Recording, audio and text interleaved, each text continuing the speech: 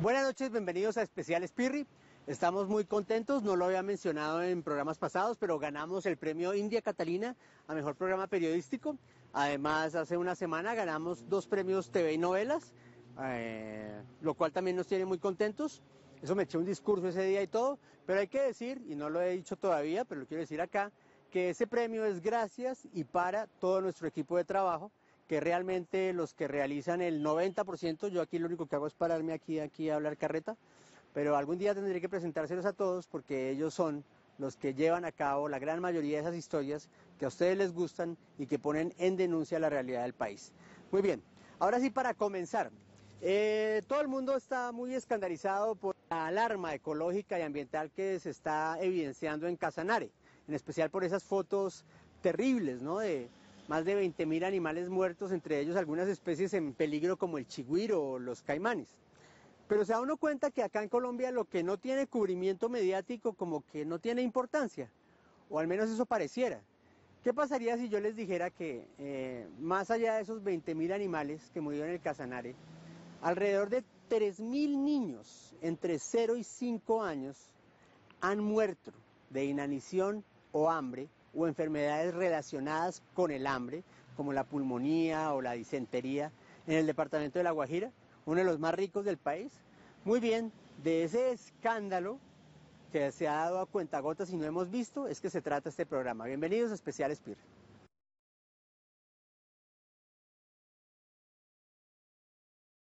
Arriba en el cielo azul, cae el sol para los guayú, alumbra con fuerza en La Guajira. Sus 40 grados de temperatura curten la piel de hombres, mujeres y niños que bajo su inclemente calor tienen que sobrevivir la severidad de la peor sequía que se haya reportado en los últimos años en Colombia. Hace 547 días que la lluvia no cae para refrescar las agrietadas tierras donde viven los guayú. Parece que el único rastro de humedad que se ha visto en los últimos años son las lágrimas de cientos de madres que vieron morir a sus hijos por falta de agua y alimentos. Sí, como lo oyen. Desde hace varios años los niños guayú de las rancherías más lejanas se han venido muriendo sistemáticamente de hambre e inanición.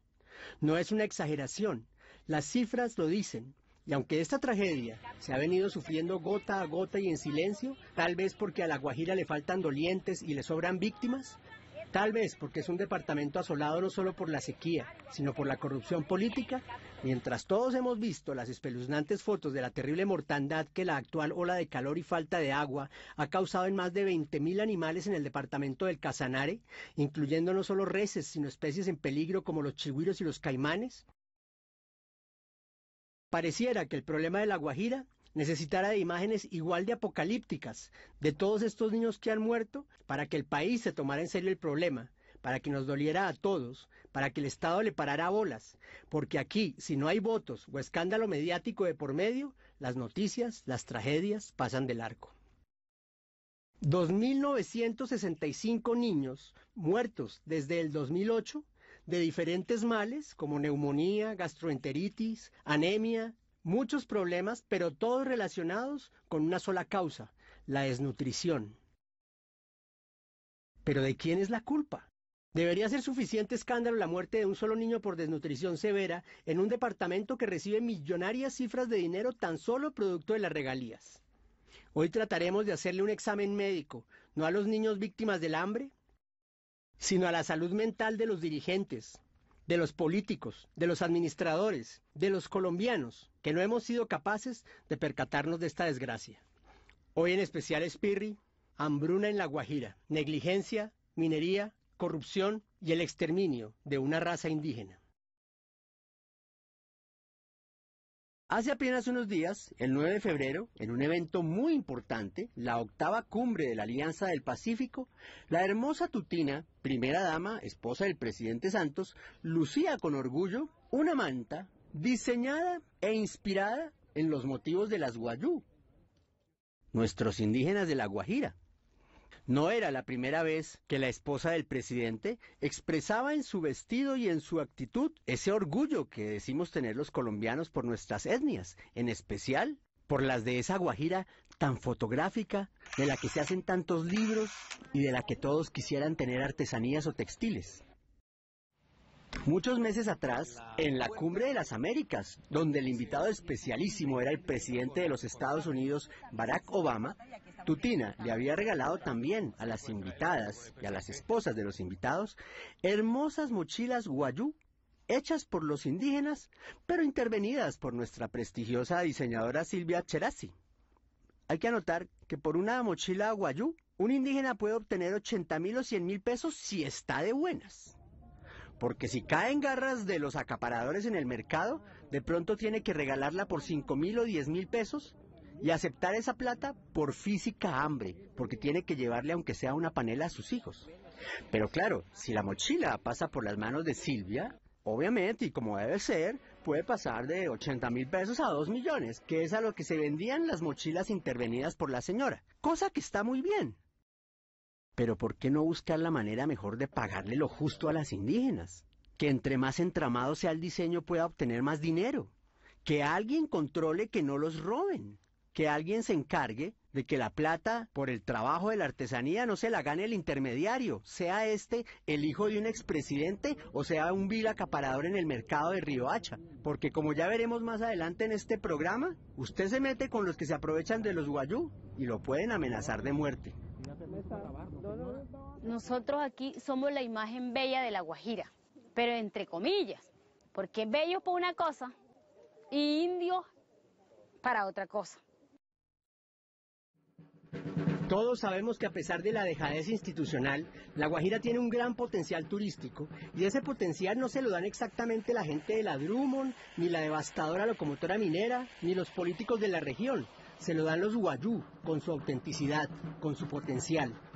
Cuando llegan los turistas no se llevan la foto de los edificios grandes y bonitos y del pavimento que se riega todos los días en Riohacha, ni en las cabeceras municipales.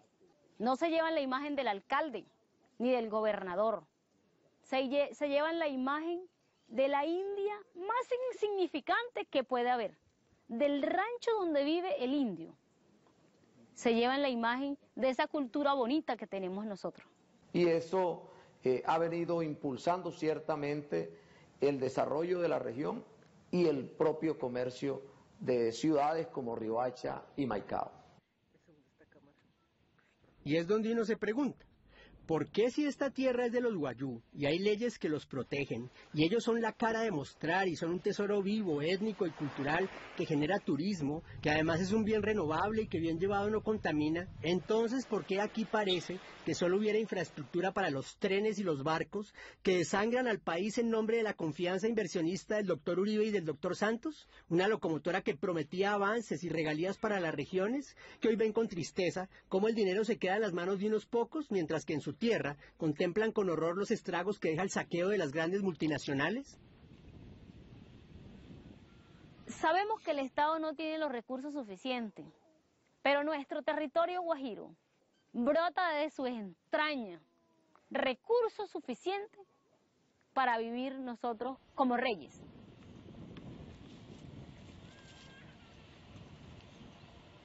De aquí se llevan tantas cosas y a nosotros no nos dejan nada. Lo que Matilde Arpuchaná hace por salvar a cientos de niños de su comunidad es lo que deberían estar haciendo varias instituciones en el país, que en vez de gobernar desde la comodidad de sus escritorios, deberían recorrer cada una de las rancherías para conocer la realidad que están enfrentando los Wayuu en La Guajira. Empecé a hablar con las madres de familia, a decirle el por qué se le morían los niños. Entonces me di a la tarea de visitarlo en las comunidades indígenas, cómo estaban los niños, qué estaba pasando. El alcalde no conoce las comunidades indígenas, el gobernador tampoco conoce las comunidades indígenas. En este momento, donde estamos aquí, no estamos sino a 15 minutos de Riohacha. Mira la diferencia que hay en el casco urbano con la que hay aquí. Aquí hay niños muriendo de hambre y la alcaldía está de aquí a 15 minutos. Cansada de la indiferencia de las instituciones y viendo que sus palabras no bastaban, Matilde decidió reunir el pasado 14 de febrero, frente a las instalaciones del Instituto Colombiano de Bienestar Familiar en Riohacha, a madres, niños y abuelas que evidenciaban el alto grado de desnutrición que se presenta en las rancherías. Y como si no fuera suficiente con la evidencia física, decidió mostrarles a los funcionarios que allí se encontraban estas fotografías.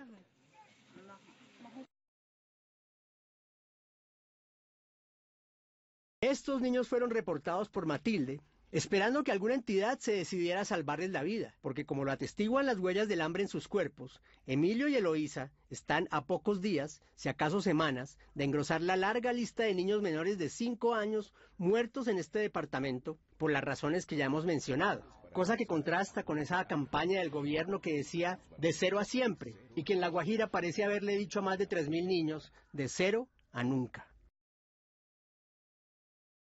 Hasta el sol de hoy, ni la regional, ni la nacional del Instituto Nacional de Bienestar Familiar ha preguntado quiénes eran los niños. Inmediatamente comisionó un equipo interdisciplinario. Le dijimos a su madre que accediera para traérnoslo, porque no solamente necesita atención de recuperación nutricional, necesita atención en otras disciplinas, y no, la madre no accedió, el padre tampoco. El líder dijo que bueno, que frente a eso... Actualmente este niño está siendo atendido por parte de ICBF y estamos haciendo el seguimiento respectivo. A pesar de la tranquilidad con la que estos funcionarios van afirmando de buenas a primeras que le prestaron atención a los niños, Matilde tendría que emprender un terrible camino de 3 horas por esta trocha destapada y rota que se confunde muchas veces con el desierto, bajo el sol ardiente que puede calentar a más de 40 grados y entre la arena y misericordia que se mete en todas partes. Un paisaje hermoso si uno lo recorre en la 4x4 climatizada, como hacen los duros de la región, pero muy duro cuando hay que andarlo a pie o en burro.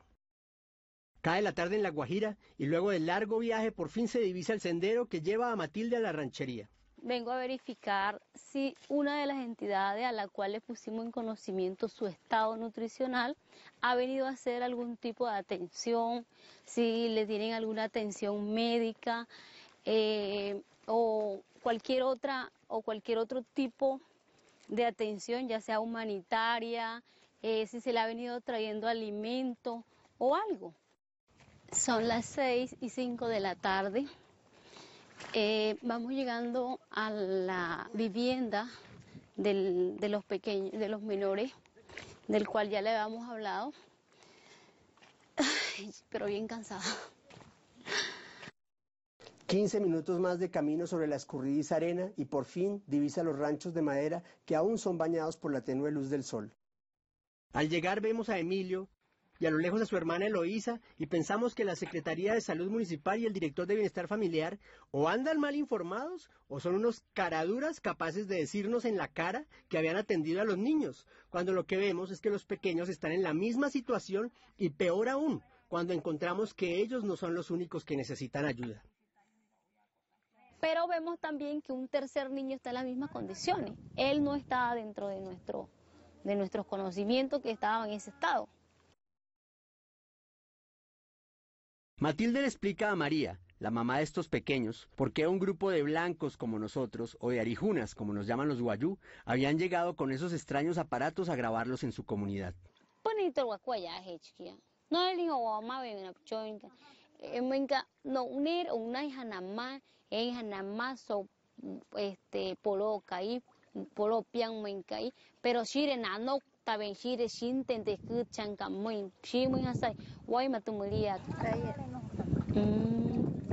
Makatesh wapula su médico namule homoña.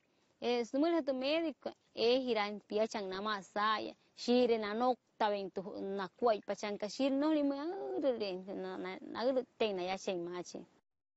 Como era de esperarse, la mamá de Emilio nos dice que ni él ni su hermana han recibido ningún tipo de ayuda y que ninguno de sus hijos tampoco. Luego de explicarle que el tratamiento que requieren los niños no da espera, ella le da la autorización para que se lleve al pequeño Emilio, pero no a Eloísa. Y aunque por más de media hora intentó hacerle ver que la condición de la niña estaba peor que la de su hermano, Marina le dice que no puede dejar salir a Eloísa, pues la única autoridad que puede decidir el futuro de la niña no está presente. Ella dice que cuando venga el abuelo, ahí miraríamos todo ese proceso, cómo sería.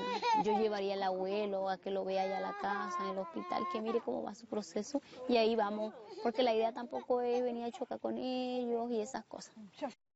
Respetando sus costumbres, Matilde toma al pequeño Emilio en sus brazos, pues sabe que los segundos cuentan y que le espera un largo camino hasta el hospital de Riohacha.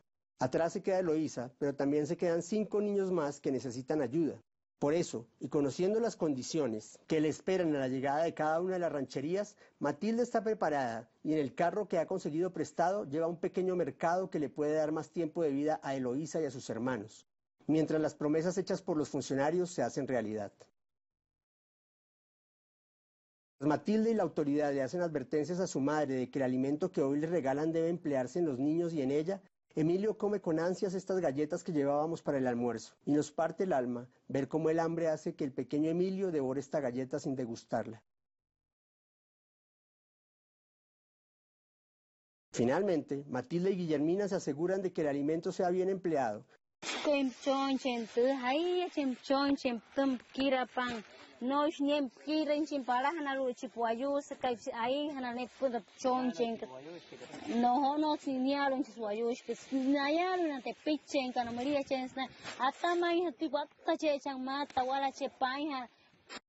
Y nos vamos sin dejar de pensar en Eloísa, pero nos queda el consuelo de que tendrá comida y agua, por lo menos para una semana más.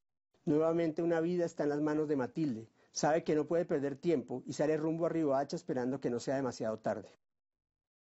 Si el departamento de La Guajira es uno de los que más regalías recibe, miles y miles de millones de pesos, que pagamos a un altísimo costo ambiental porque son regalías del carbón, del petróleo, etcétera, ¿dónde está esa plata? ¿Por qué se mueren los niños guayú de hambre? ¿Puede creer usted que una etnia como esta que se muere de hambre sea utilizada de una manera tan baja por algunos personajes de su mismo departamento, como que, por ejemplo, ¿usted cuánto paga por una mochila guayú?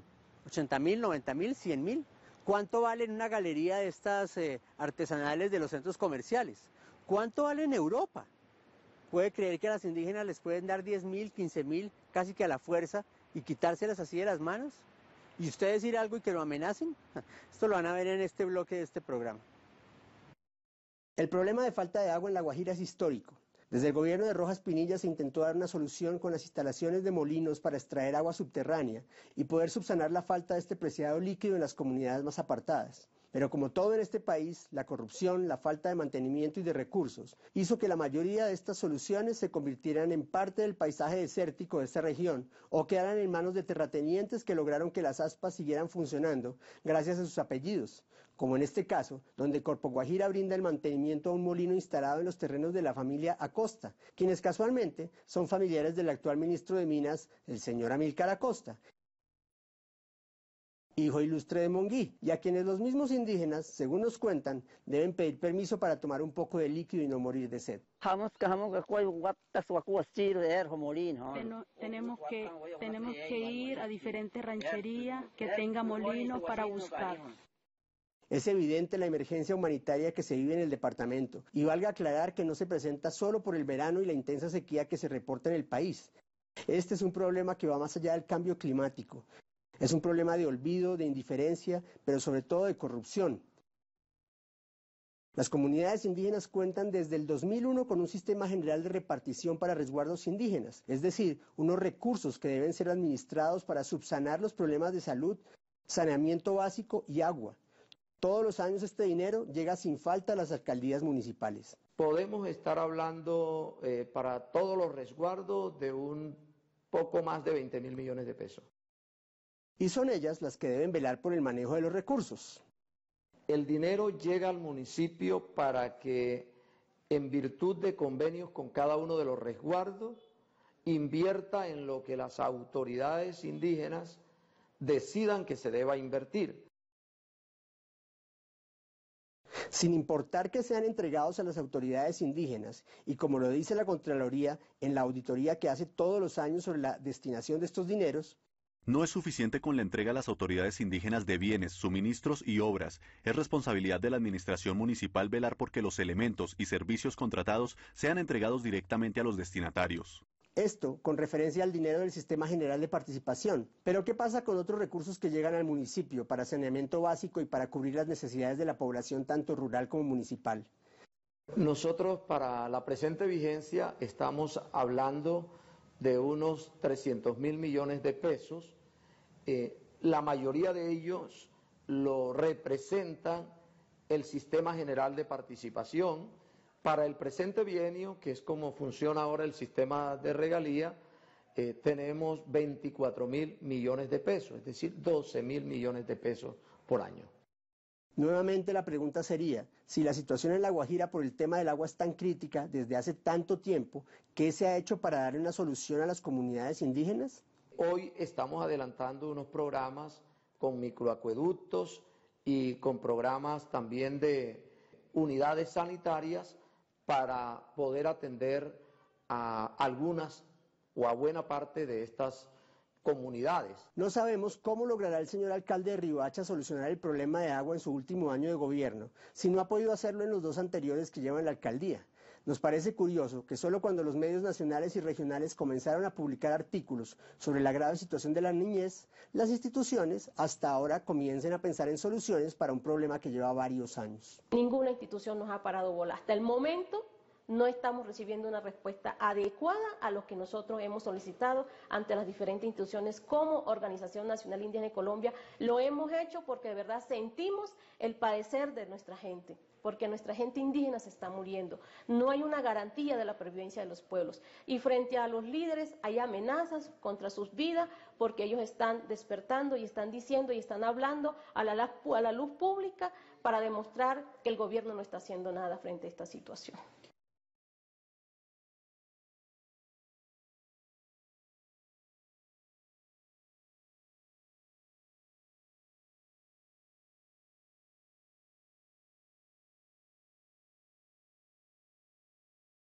Son casi las 8 de la noche y sobre el regazo de Matilde descansa Emilio, quien a pesar de las 2 horas de recorrido no ha podido dormir. La emoción de salir de su ranchería por primera vez, el ruido del carro y las luces de la ciudad lo tienen atemorizado. Finalmente, y luego de 5 años de estar esperando una ayuda, Emilio llega al hospital y a pesar de su condición y de la fiebre que tiene, debe esperar como todos los que se encuentran allí su turno para que lo revisen. Finalmente Emilio es valorado y lo que veíamos era impactante. Ya le hicieron el triaje y pesa 9 kilos. 9 kilos y 81 centímetros de estatura. No hay fotos que alcancen a evidenciar el estado de Emilio. La misma doctora se sorprende de ver cómo un niño ha podido sobrevivir hasta el día de hoy con la condición que padece. Tiene más del 50% de pérdida de masa corporal. Entonces, yo lo catalogo o lo diagnostico como una desnutrición severa. Al final el diagnóstico es tan simple como aterrador. Física hambre, no es más nada, es hambre.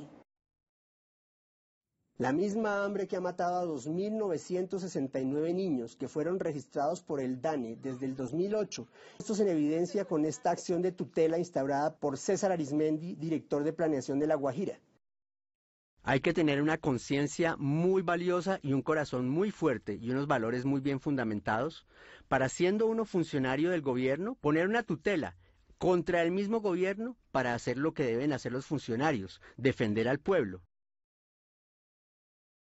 A pesar de la denuncia instaurada por Arizmendi, hasta el día de hoy siguen muriendo niños de física hambre en este departamento. Muchos de nuestros niños padecen de enfermedades como lo es la diarrea, como lo es enfermedades de tipo respiratorio y quizás otras causas que han conllevado que estos niños fallezcan y mueran por desnutrición. Los niños en La Guajira se están muriendo de hambre.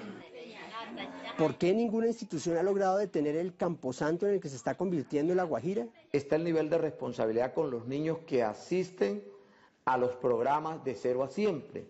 Esta es una actividad a cargo del bienestar familiar. Debemos tener un agua potable en el departamento de La Guajira. Si no contamos con agua potable, por mucho esfuerzo que haga el ICBF, nunca va a ser eficaz esos resultados que nosotros vamos a esperar.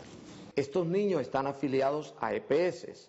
Esas EPS tienen la obligación de hacer búsqueda activa y de atender a los niños hasta lograr su total recuperación. El tema de salud es un tema integral, no solo ausencia de enfermedad. Y pues requiere de muchísimas condiciones para que puedan facilitar eso. El tema de suministro de agua en las comunidades, que una comunidad pueda tener acceso a agua potable, eso es importante. la disponibilidad de alimentos al interior de las comunidades, tierras donde puedan cultivar lo que antes veíamos en las comunidades. La bolita, ¿dónde está la bolita? Como todo en Colombia, el viejo arte de tirarle al otro la pelota. Si las soluciones son tan efectivas como la búsqueda de un responsable, los niños continuarán muriendo hasta que se instaure un plan que realmente funcione, o hasta que las instituciones, a nivel central, tomen el mando y den una solución de fondo y permanente a cientos de casos como el de Emilio y el de Eloísa, quien aún está esperando que alguien la ayude. Ahorita mismo nadie dimensiona el problema, no hay una dimensión real que se diga, esto es lo que pasa en La Guajira, no, porque solamente ahorita, como uno dice aquí, vulgarmente, se le pone el ojo al que se le ven las costillas. Por el momento, Emilio dormirá esta noche en el hospital, donde comenzarán a darle alimento progresivamente para lograr estabilizarlo. Le aplicarán algunos medicamentos para tratar su infección y le realizarán una serie de exámenes para descartar cualquier problema secundario.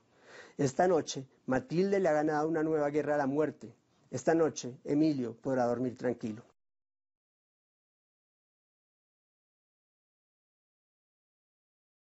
Amanece en Riohacha. Las altas temperaturas comienzan a sentirse en el cuerpo mucho antes de que el sol logre asomarse por el oriente.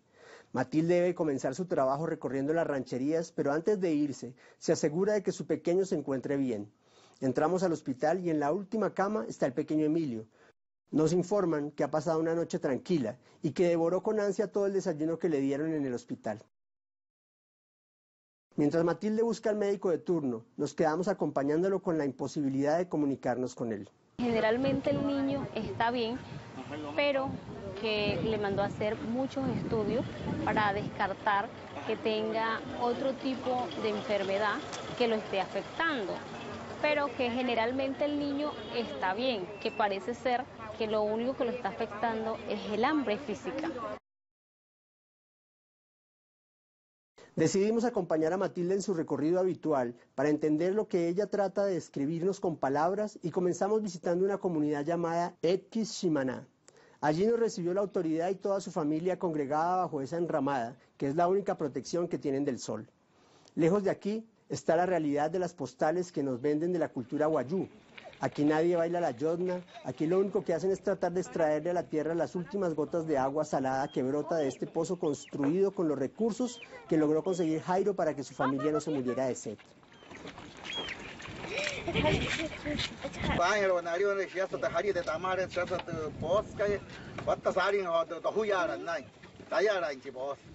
La rutina diaria de la mayoría de las mujeres es turnarse para sacar pequeñas tinajas de agua, con las que sobreviven las 200 personas y cerca de 100 niños que habitan este resguardo y que con paciencia esperan a que brote un poco de ese líquido insalubre y salado con el que calman la sed.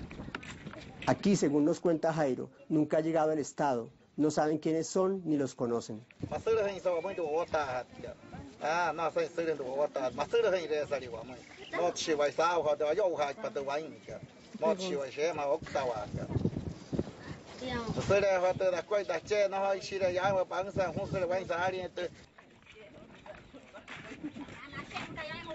Hay que decir que esta es una de las comunidades más cercanas a la cabecera municipal de Riohacha y que sus vías están en buenas condiciones. Acceder no es tan difícil y sin embargo aquí no llega nada y el único vestigio del Estado es una talega vieja y desgastada con el logo del Instituto Colombiano de Bienestar Familiar que utilizan como bolsa de la basura. Jairo, lo único que pide es poder cultivar su tierra y poder sembrar como lo hacen los que se apoderaron de las tierras productivas de esta región.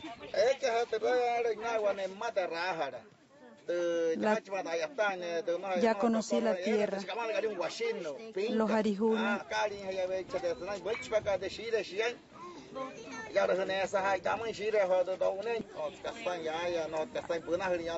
no sale nada, aquí no se puede sembrar y los animales se mueren.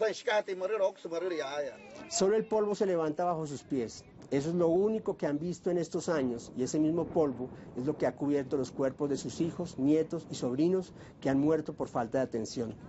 Tal vez por la desconfianza a los arijunas o tal vez porque piensa que los hechos valen más que las palabras, Jairo manda a traer a Remedios, una niña hermosa que vio por primera vez los rayos de este candente sol hace 2 años y que hoy muere lentamente por esa misma desatención.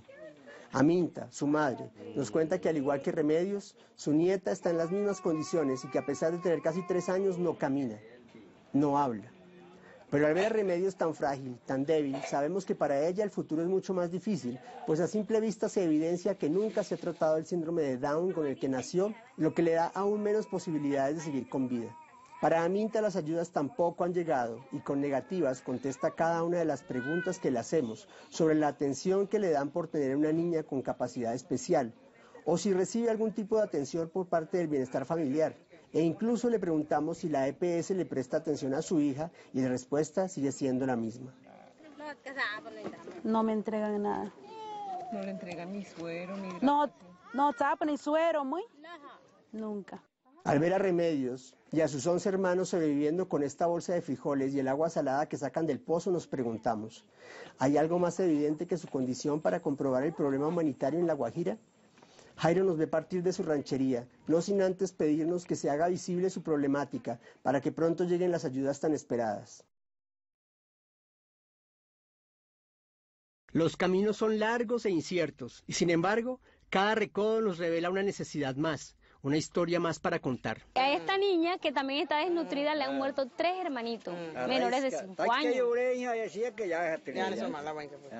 Dice que morirán muchos niños, más de 50 niños morirán si no se les atiende, porque ya están en riesgo, ya están desnutridos y la mayoría, y los que viven aledaños también tienen el mismo problema. El censo que uno trata de hacer en la memoria de cada uno de los niños que encontramos con problemas no es suficiente.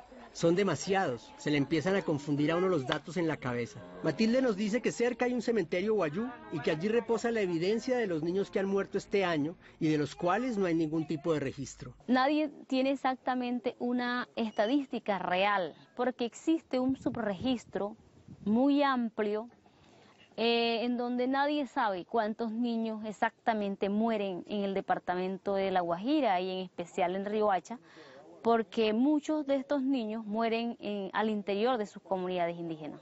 En lo que va corrido del año en Punta Sierra ya van 3 menores de 5 años muertos. Los niños que son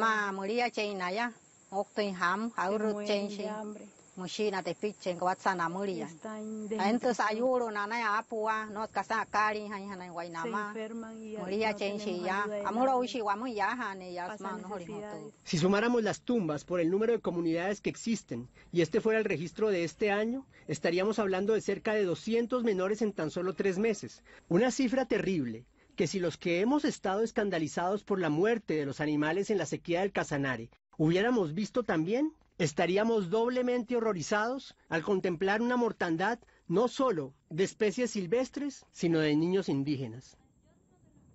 Si una tragedia ambiental como la del Casanare debe movilizar a todo un país, una tragedia humana, social, como la que se vive en La Guajira, nos debería movilizar aún más.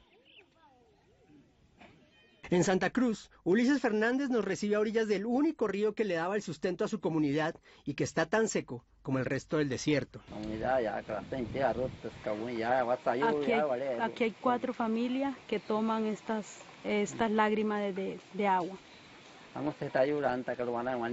Por eso nos enfermamos tanto, por tomar esta agua, que está contaminada de muchos parásitos. Esto definitivamente es la suma de todos los males.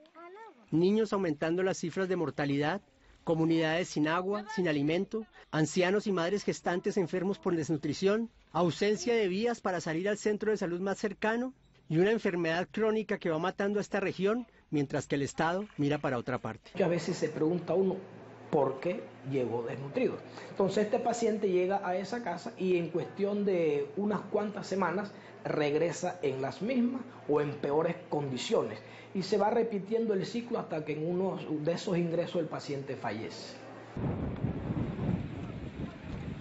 Ante la necesidad y el hambre, los hombres han tenido que dejar el pastoreo para hacer la labor que antes era propia de las mujeres y así conseguir algo de dinero para comprar agua y comida. La Yanama es trabajo comunitario que se hacía anteriormente. Hoy en día ellos ya no lo hacen para producir alimento, ahorita lo hacen para hacer artesanía, Entonces se reúne toda la comunidad y trabajan en grupo para poder hacer mucho más artesanía, poderla salir a vender. Pero como si se tratara de una versión criolla y más realista de Avatar, ni siquiera la reunión de todos los indígenas de manera mística para tejer más, la Ayanama, parece haber sido escuchada.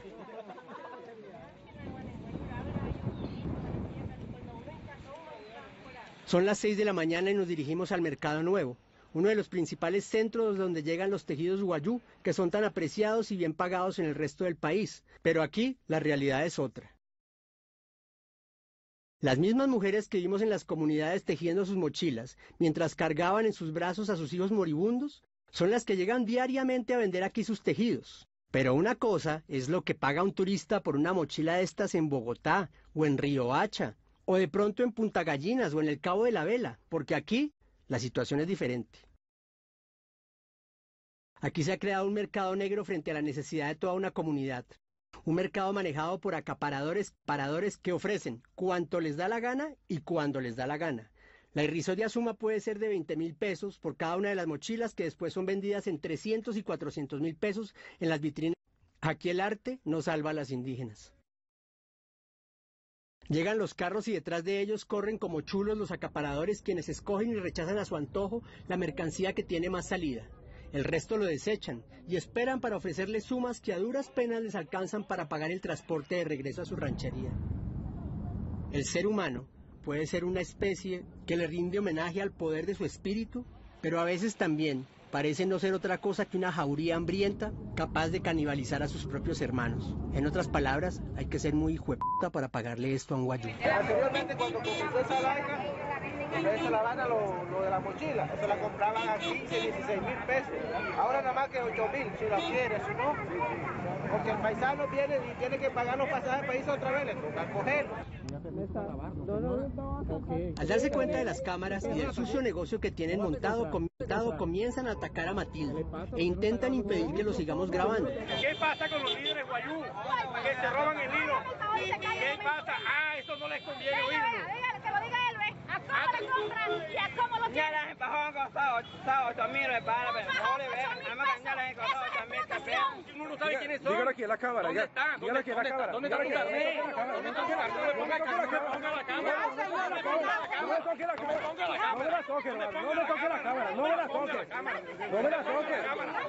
Finalmente tenemos que irnos, pues uno de ellos nos amenaza con devolvernos muertos a Bogotá. ¿Me la va a poner o qué?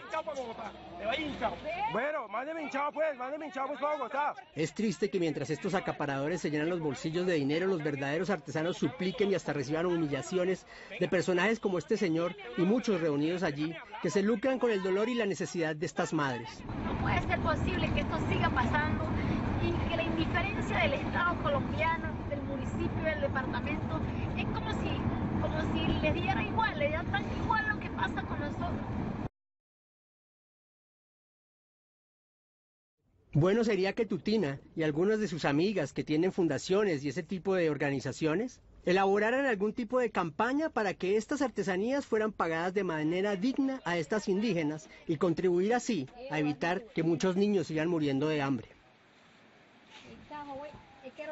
Por el momento, lejos de la realidad del sufrimiento y de las humillaciones, está Emilio, un pequeño niño que ni siquiera conoce el concepto de mermelada. Digo, la mermelada de untarle al pan, porque de la otra ni hablemos. Él irá creciendo, contemplando, como muchos de sus hermanos de raza, la manera en que su pueblo y su futuro cada día peligra más en medio de la incertidumbre de un gobierno que por el momento ha estado demasiado preocupado en cómo conseguir los votos de la reelección. Que aquí le están dando punto final casi que a los indios, nos están exterminando, las enfermedades nos están extinguiendo, la falta de agua, la indiferencia del Estado nos está exterminando por completo. Y como nuestro país es un inventario de problemas varios, Las noticias escandalosas de un día lo dejan de ser al otro. Y lo que abre los titulares de prensa, después de las horribles imágenes de la sequía en Casanare, son ahora los pobres resultados que da la educación en Colombia. Si no más cerca a un colegio, es un rancho de estos donde deben sentarse sobre troncos y debajo de un árbol para recibir clases que no cuentan con los útiles y los pupitres que por derecho tienen destinados en el presupuesto y que desaparecen mágicamente sin que nadie pague por este hecho. Bueno, ya viste la situación de nosotros en la comunidad. No tenemos de dónde. Quisiéramos que el Estado o el gobierno nos ayude de construir una escuela aquí en la comunidad de nosotros, así como están los de alrededor de Riohacha, de todos los departamentos, porque he visto por televisión que hay escuelas bien organizaditas. ¿Por qué nosotros los que estamos retirados no podemos beneficiar de esa escuela? ¿Hasta cuándo las denuncias públicas se quedarán en el archivo y solo revivirán cuando vuelvan a ser noticia o escándalo? ¿Cuántos niños más tienen que morir? Tiene que intervenir el Ministerio de Salud en términos de poderle requerir a la autoridad territorial, en este caso a los alcaldes, a los gobernadores, cómo ha estado implementando, digamos, los recursos de transferencia que le mandan para la prestación de salud. El Instituto Nacional de Salud tiene que intervenir para establecer cuáles son las causas que están generando estas muertes y poder también recomendar a las instituciones pertinentes las medidas del caso y además de eso establecer también desde el punto de vista de las patologías como lo que a ellos les corresponde respecto a la investigación, si se trata de una epidemia o lo que sea, para que la respuesta sea de carácter más estructural. Confiamos en que con todo este movimiento se van a generar las respuestas duraderas de manera estructural y de manera efectiva para que estos niños tengan la oportunidad de vivir. Produce vergüenza estas estadísticas y esta Guajira nos tiene que doler. ¿A quién endilgarle este problema? ¿A quién cargarle estos muertos? Porque esto no es un problema de unos pocos funcionarios que se quedan conformes con los proyectos que van a ejecutar. La responsabilidad de que se muera un niño más en La Guajira tiene que ser del gobierno y de las entidades que no le ponen freno a la mala gestión de los departamentos, que les quedó grande en su labor, que no han podido o no han querido parar a la corrupción de la que comen todos, menos los guayú. No es solo el ICBF. Es el ministerio, el viceministerio de Aguas, es el servicio de salud, es el ministerio de Educación, son las entidades territoriales, pero la sociedad civil tiene que participar. Lo que está ocurriendo en La Guajira está ocurriendo en muchas partes del país, sino que esta situación sigue siendo tan grave como invisible. Está ocurriendo en el Chocó, está ocurriendo en el Meta, está ocurriendo en el Guaviare. Los pueblos indígenas hace rato dejamos de ser micos para que nos sigan investigando. Lo que requerimos de manera urgente es una política seria, responsable y diferencial en materia nutricional, adecuada a las condiciones sociales, culturales, geográficas de los pueblos y las comunidades indígenas de Colombia. Para los que no creían o no querían ver la realidad, aquí está en el rostro de Remedios, de Eloísa, de Ademar, de Arelis y de Emilio, quien hoy confía y espera que al regresar a su casa tenga las condiciones necesarias para que la muerte no llegue en silencio y se lo lleve a él y a sus hermanos. La verdad, nosotros esperamos lo mismo y confiamos que la lucha de Matilde tenga eco y no sea una lucha que se desvanezca en el tiempo, o lo que es peor, en el silencio que cobran los que hoy descansan cómodamente en sus mansiones, pensando que la justicia nunca les va a pedir el dinero que les quitaron de las manos a las madres que aún lloran las muertes de estos niños.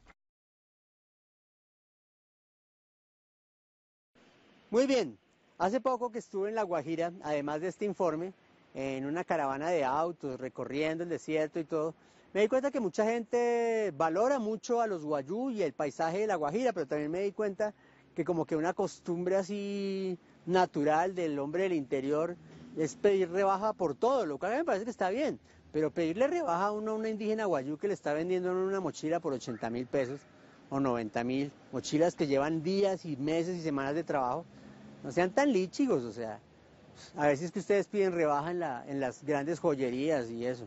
Además es que es una vaina escandalosa como estas personas les dan prácticamente nada, cómo los tenemos de símbolo para mostrar, para usar sus mantas, para tomarnos la foto para la televisión y para darnos las de buenas personas. Pero en realidad hay una preocupación de parte de la institucionalidad por ellos. ¿Es solo problema de las administraciones locales y de la corrupción en La Guajira? o es una cuestión de país? Es muy triste pensar que estos niños no han probado ni siquiera la mermelada que se esparce en el pan, o sea que de la otra sí que menos les llega. Ojalá que a partir de estas noticias que se están viendo disminuyan de verdad dramáticamente las muertes de niños en La Guajira por causas tan terribles como la simple y física hambre. Y sin querer dejar lo dramático que es este informe, pero porque este país es un verdadero chiste, dejamos La Guajira y teniendo mucho que ver con La Guajira, llegamos a nuestra sección tropical musical corruptiva, donde el que manda es el serrucho, el arma blanca, el instrumento musical favorito de muchos de nuestros administradores y dirigentes. ¿Cómo les parece que el doctor William Selemín, alcalde de Yopal, capital del departamento del Casanare, otro departamento de verdad rico en recursos minerales y esos que impulsa esa locomotora, que además no sabemos qué ha pasado con el acueducto, porque eso sí que es escándalo con lo del acueducto de Yopal, y sí, eso hablan los presidentes, los ministros, pero como si no hay votos de por medio y mermelada, eso, yo no sé, no sabemos qué ha pasado con el acueducto. Pero como en otras cositas de la alcaldía de Yopal, imagínense que el doctor Selemín contrató con dinero del erario para sus funcionarios unos paqueticos turísticos, como por 25 millones de pesos, para que sus funcionarios paseen y se relajen. Y otro paquetico de relajación facial, no sé, como que los mandan así a estirar, una vaina así para que se relajen. Oiga, eso sí es un buen jefe. Y como que hay otro paquetico por ahí, como por otros 20 y tantos millones, ahí sumando va como por 75 millones los paqueticos. Esta contratación obedece a los decretos 909 del 2004, al decreto 1567 de 1998 y al decreto 1227 del 2000, de que hablan que todas las entidades territoriales deben asignar un rubro específico, 1% de su presupuesto, para el incentivo y bienestar social de sus empleados en las diferentes entidades territoriales. En el caso de Yopal, se realizaron unas encuestas a través de la administradora de riesgos laborales que están afiliados a nuestros funcionarios, y ahí se organizaron según las encuestas y lo que pidieron los funcionarios, y que es permitido por la ley, es unos planes turísticos, unos planes de lúdicas, unos planes de establecimiento por el estrés laboral de nuestros funcionarios y unas capacitaciones, y en el tema de lúdicas es para los hijos de los funcionarios. ¿Será que uno puede llegar y ser alcalde y decir, bueno, ahora con esta platica se me van a hacer todas el lifting, señoritas, y ustedes todos el estiramiento? Ya lo pudiera hacer yo en mi oficina, con plata de RCN, que no es del público, pero ni así. Terrible. Y ahora, para seguir con el instrumento de la semana, el serrucho, hay dos cosas que no estoy seguro, pero que quiero ahora encajar en esta sección. Me gusta el serrucho. La primera, alguien en la alcaldía del saliente doctor Petro va a tener que explicarnos qué fue lo que hicieron con la tal máquina tapahuecos esa que contrataron a dedo, ¿no? Es que por transferencia tecnológica. O sea, sí, no. Transferencia tecnológica a dedo, como por más de 4.600 millones de pesos, para tapar unos huecos que ya se están destapando, y sin licitar. Y eso no sirve, y la máquina está dañada un resto de tiempo. ¿Quién va a responder por eso? Acá estamos pendientes. Y de otro lado, ¿cómo así que en la Fuerza Aérea Colombiana andan haciendo vuelos fantasma para cuadrarse de una facturacioncita? No, es que cuando el serrucho llega a las fuerzas militares y así uno dice, estamos preocupados, estamos mal. Eso era todo por hoy aquí en nuestra sección del serrucho. Nos vemos dentro de 8 días con un programa que nos va a dejar así, miren, untados de mermelada y escandalizados de cómo es que se reparte la plata en este país. Con otros temitas de interés. Así que cuídense mucho y de nuevo muchas gracias por votar por nosotros en los premios TV Novelas y por los jurados que nos eligieron en el premio India Catalina. Un premio que nunca hubiera tenido yo en mis manos, de no ser por mi equipo de trabajo, que son los que realizan la mayor parte de las historias que ustedes ven aquí. Muchas gracias, nos vemos dentro de 8 días.